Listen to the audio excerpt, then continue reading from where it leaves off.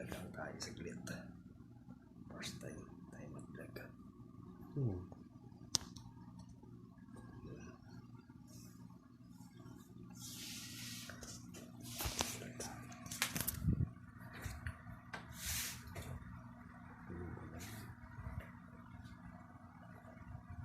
Sabi, ang bingkita naman ito.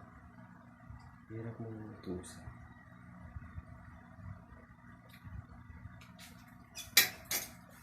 Sabi, masayin mo sa gilid lang.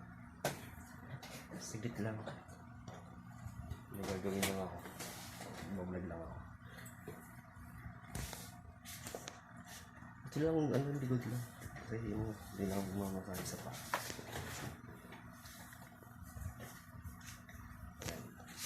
Subukan ko lang itong YouTube.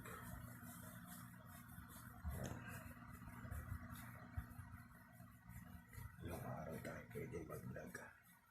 Araw-araw tayo mag-upload. Wala natin din